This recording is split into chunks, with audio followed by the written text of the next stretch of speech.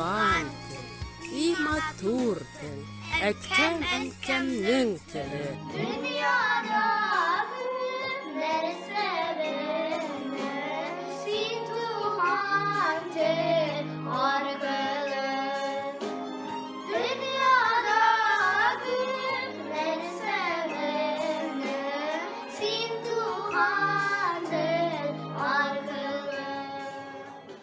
İn elek bu dil bilenler, Gelmişekte gilegen onları döner bu yer, hep gelmişekte silegen.